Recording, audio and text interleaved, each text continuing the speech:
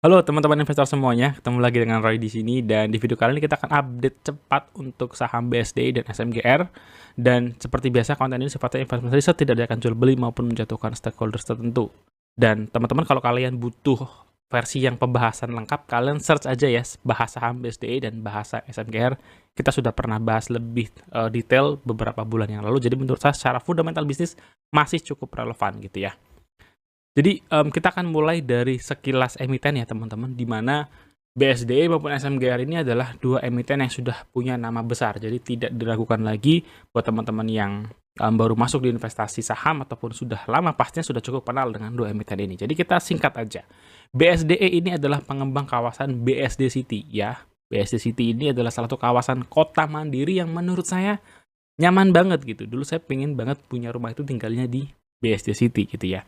Tapi akhirnya nggak di sana, dan kalau saya ngelihat sekarang ini, saya ngelihat sekelilingnya itu juga kota-kota yang dibangun oleh BSD, bagus-bagus loh ya. Grand Wisata di Tambun, kemudian kota wisata di Cibubur. Jadi, mereka itu seperti punya khas ketika mendevelop sebuah kota, tapi yang paling maju, ya tentu saja BSD City sendiri gitu ya.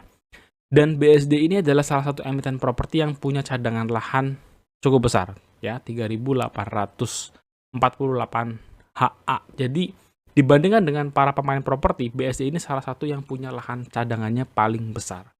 Sebaliknya SMGR gitu ya, kalau BSD ini produknya properti, SMGR adalah produknya semen gitu ya. Jadi kalau properti itu ya mau bangun-bangun pasti butuh semen. Makanya sekalian saya update di sini aja untuk kedua emiten ini.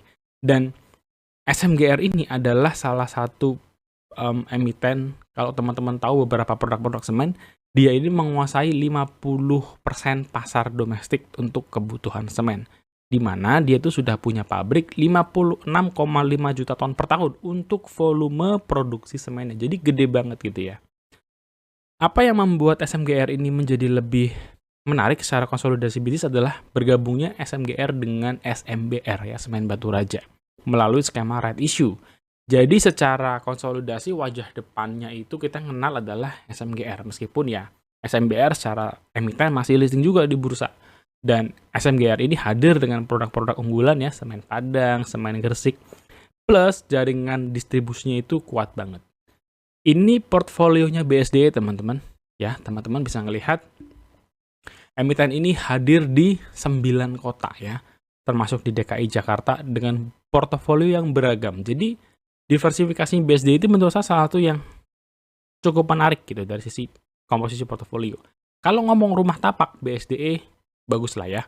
Ke kawasan BSD teman-teman kalau punya waktu main-main, kalian lihat bagaimana pengembangan rumah tapak di sana. Konsepnya medium to high, bagus banget. Kemudian mereka juga mengembangkan area-area office tower gitu ya. Di Greater Jakarta, di daerah DKI Jakarta ini teman-teman bisa lihat ada Sinarmas Land Office Tower ya. Ada MSIG Tower, intinya mereka juga punya area-area office dan township gitu. Mereka juga mengembangkan area-area komersial, DP Mall gitu ya. Dulu saya kuliah di Semarang, cukup familiar dengan DP Mall. Mereka juga mengembangkan ITC Surabaya. Memang secara mall itu BSDE nggak sejago Pakuwon Jati dan Sumarekon. Yes. SMGR itu punya 9 pabrik untuk tadi ya memproduksi di slide belakang 56,5 juta ton, jadi pabriknya ada 9 teman-teman ya. Mereka punya pabriknya untuk pengantongan itu karena kan semen-semennya akan dikantong-kantongin gitu ya, ada yang kantong untuk 50 kiloan dan lain-lain. Mereka punya 26 lokasi pabrik sendiri, jadi benar-benar sudah dipisah-pisah. Mereka punya rantai distribusi menurut saya juga sangat solid pastinya ya, karena ini juga BUMN, mereka mendistribusikan sampai ke pelosok-pelosok juga dengan 70.000 toko retail gitu ya. Nah itu tadi sekilas emiten secara cepat, sekarang kita pindah ke kinerjanya. Kita mulai dari kinerjanya BSDE dulu.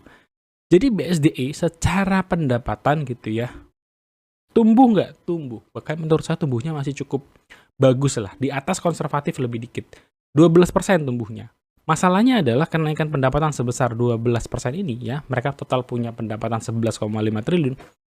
Ternyata di sisi bottom line laba bersihnya minus 20%. Jadi mereka berkurang laba bersihnya tinggal 1,95 triliun saja. Nah, kalau teman-teman perhatikan ya grafik-grafik di sini, kalau ngomongin grafik dari sisi pendapatan, kelihatannya bagus ya. Di mana pendapatannya BSD itu dibandingkan dengan pendapatannya mereka 10 tahun ke belakang, bagus ya. All time high secara pendapatan, secara revenue. Sebaliknya secara laba bersihnya, ya, meskipun laba BSD tahun 2023 itu lebih tinggi dari 2017, tetapi laba bersihnya kalah jauh. 2017 itu BSD bisa punya income hampir menyentuh 6 triliun ya, 5 triliun sekian. Sebaliknya di 2023 ini meskipun all time high, laba bersihnya mereka justru turun gitu. Jadi dalam hal ini tentu kita bisa mempertimbangkan dua hal gitu ya.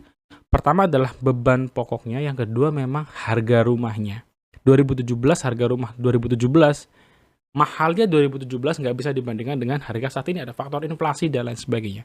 Nah itu tercermin juga dari beban pokok penjualan, di mana teman-teman lihat di 2023 ini beban pokok penjualannya BSD naik cukup signifikan ya, naiknya sampai 1,6 triliun. Dan kalau kita dalemin lagi, maka salah satu yang signifikan adalah pembayaran kas untuk kontraktor gitu ya. Jadi di bagian area-area pembangunan kontraktor ini dan bahan-bahan lain yang diperlukan itu mengalami kenaikan dari 3,4 triliun jadi 4,5 triliun, naik 1,1 triliun gitu. Jadi di sini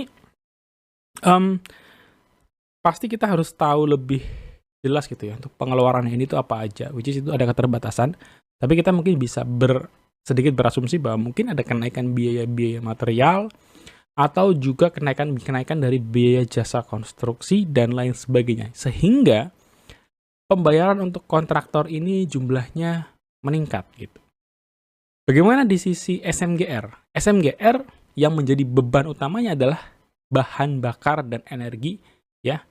Meskipun harga batu bara sudah tidak sekencang tahun 2022, tetapi batu bara masih mahal, masih nangkring di $100-an, kurang lebihnya di area situ.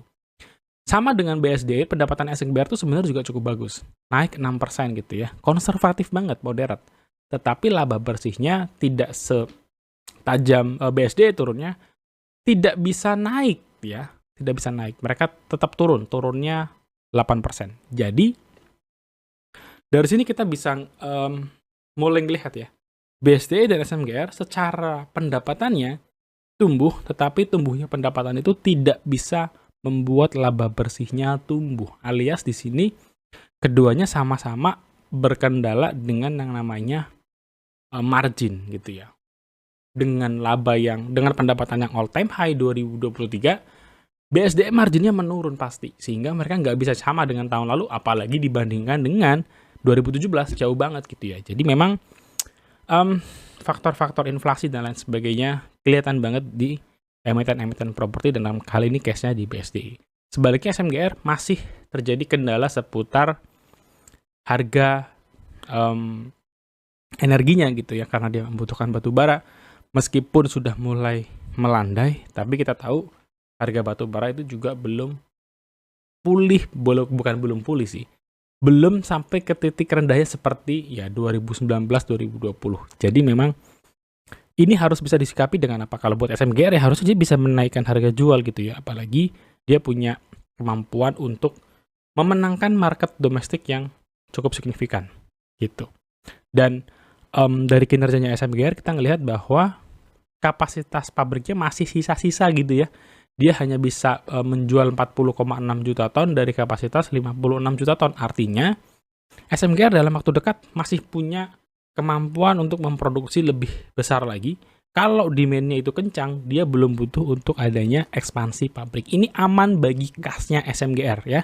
Artinya kalau SMGR mau bagi dividen sebenarnya bisa cukup kasih dividen yang lebih bagus lah ya daripada tahun kemarin.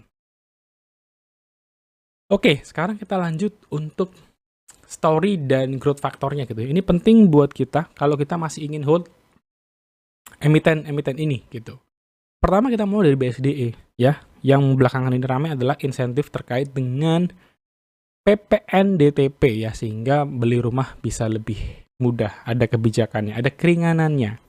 Dari manajemen BSDE mereka menyampaikan bahwa ini bisa mendongkrak penjualan BSDE sampai 2 triliun. Artinya animonya besar dari masyarakat untuk bisa mengambil kesempatan ini gitu ya. Apalagi yang menjadi pertimbangan manajemen adalah mereka ngerasa mereka kalau jual lahan porsi gede itu marginnya tipis gitu. Jadi mereka juga sampaikan bahwa mereka ingin jual lahan dalam posisi yang luas di margin yang lebih besar lagi ya. Karena mungkin mereka juga tahu bahwa wah ini kondisinya benar-benar di margin nih, marginnya ketipisan gitu ya. Mereka harus bisa improve lagi. Lalu 2024 atau 2025 Cimory BSD akan rilis ya, akan boleh beroperasi. Ya ini jadi salah satu potensi untuk penambahan recurrent income buat BSDE. Gimana dengan SMGR ya? SMGR sentimen terbaiknya adalah IKN dan terpilihnya Pak Prabowo ya 02. Bagaimanapun juga ini sentimen yang positif, katalis yang positif buat SMGR. Kenapa? Karena temanya keberlanjutan ya, pembangunan infrastruktur. Apakah ini bisa mendongkrak kinerja SMGR? Ini yang harus kita tunggu gitu ya. Tetapi pembangunan IKKN maupun pembangunan keberlanjutan program infrastruktur nasional menurut saya harus dibarengi dengan demand properti yang naik. Kalau SMGR kinerja itu mau bener-bener loncat gitu ya. Jadi SMGR ini butuh sokongan dari BSD dan teman-temannya di sektor properti. Kalau demand-nya ini tinggi, SMGR semoga bisa memperbaiki kinerjanya. Lanjut teman-teman, kita ke bagian valuasi ya. Kalau teman-teman lihat gambar valuasi ini, maka garis hijau ini adalah garis fair price-nya BSD dengan min PI 5 tahun, di mana sudah mendekati harga-harga fairnya lagi. Memang sempat naik ya di awal akhir tahun 2023 itu sempat di 1.200 menuju sini, tapi kemudian turun lagi. Seiring dengan ya harga dengan kinerjanya BSD yang memang kembali turun gitu ya. Jadi harga BSD balik lagi nih ke bawah 1.000 lagi. Sampai ke bawahnya berapa kalau teman-teman perhatikan, BSD itu cukup rutin di area sini ya. Area 900-an. Jadi 880, 900, 920 pernah sideways panjang di sini untuk BSD. Gimana dengan SMGR? SMGR juga sama gitu ya. BSD juga sama ya. Dia itu kehantam respon negatif ketika rilis laporan keuangan, dia turun sampai 5%. SMGR juga sama, karena sentimen negatif ketika rilis laporan keuangan, langsung bener-bener market responnya negatif. Dan SMGR berada di bawah lagi harga dari Rp6.000. Jadi ini juga harga yang kalau SMGR di area ini sering sideways panjangnya, sekarang juga sideways ini 5.800 sampai 6.500. Di sini-sini aja udah lama gitu ya untuk SMGR. Jadi secara valuasi sebenarnya BSDE dan SMGR itu di valuasi yang cukup murah gitu ya.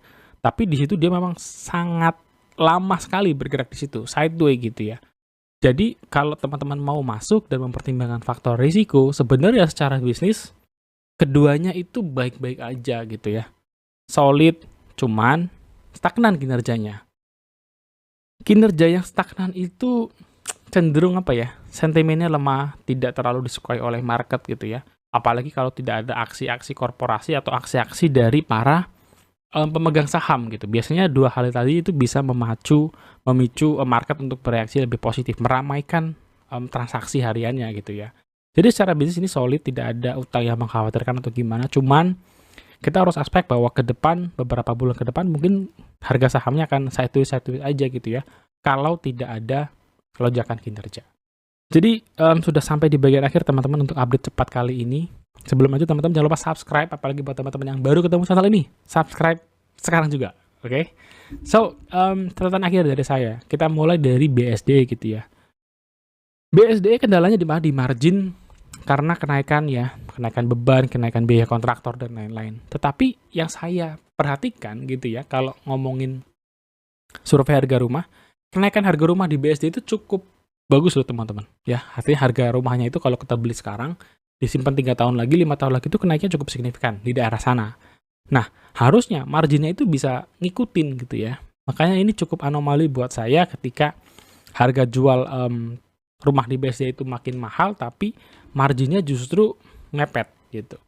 Apakah BSD masih layak di hold? Menurut saya masih layak, masih bisa kita beri kesempatan. Kenapa? Karena kinerjanya masih tumbuh sebenarnya. Secara penjualan dia masih naik, cuman tadi ya marginnya, beban-beban yang di sekelilingnya membuat kinerjanya tertekan. Gimana kita bisa mantau BSDE? Pantau kuartal 1 tahun ini, 2024. Kalau kuartal 1 tahun ini itu bisa sama dengan kuartal 1 tahun lalu, Menurut saya ini sinyal yang cukup positif buat BSD mempertahankan kinerjanya. Oke. Nah, kalau kinerjanya mampu bertahan, terus ada dapat sentimen-sentimen positif dari tadi misalnya insentif dari pajak, terus misalnya demand terhadap properti sendiri itu naik, mungkin BSD akhirnya bisa memenuhi harapan investor kita semua gitu ya, untuk bisa rally harganya gitu.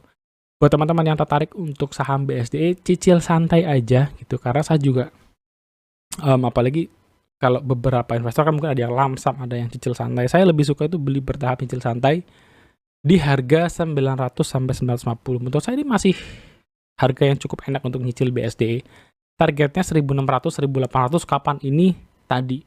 Kalau kinerjanya ketemu lonjakan kinerja, kemudian ada sentimen-sentimen yang menarik yang menyertai dari saham BSD gitu ya. Kalau saham mau rally, itu butuh sentimen yang cukup kuat teman-teman, yang menjadi magnet di pasar gitu ya.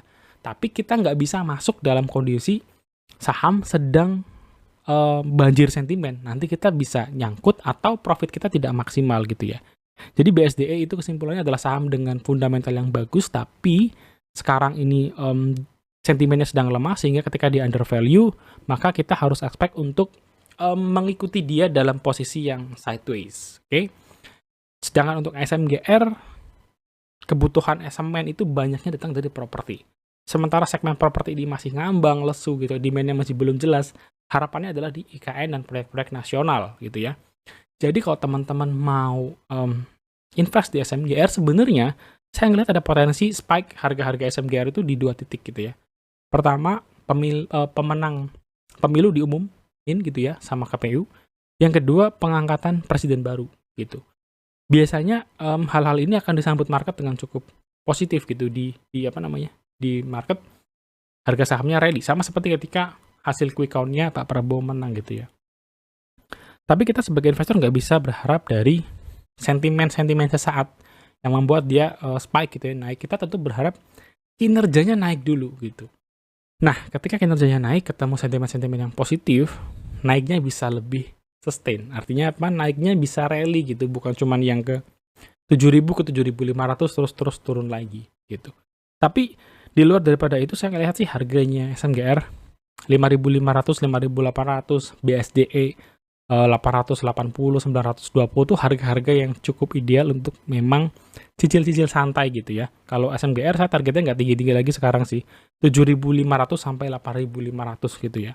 Saya nggak bisa bandingkan kondisi SMGR dengan beberapa tahun lalu ketika harganya 11.000, 13.000 gitu. Mungkin bisa sampai ke sana, tapi kalau ada lonjakan kinerja dulu ya, kita target lebih konservatif di 8.500-an, baru kita evaluasi lagi sambil berjalan gitu ya, apakah bisa sampai ke 10.000 dan seterusnya. Gitu teman-teman, review singkat dari saya untuk BSDE dan SMGR. Jadi kesimpulannya kedua emiten ini masih bisa di hold, tapi kalau teman-teman baru mau masuk ya, coba screening saham yang lain, siapa tahu ada yang lebih dapat sentimennya, karena dua saham ini sentimennya sedang lemah gitu ya. Saham-saham yang sentimennya lemah, seperti tadi yang saya sampaikan, untuk dia bisa rally itu agak berat. Sampai ketemu teman-teman dalam video. Jangan lupa subscribe, share, dan kita bisa diskusi bareng di kolom komentar. God bless you guys. Bye-bye.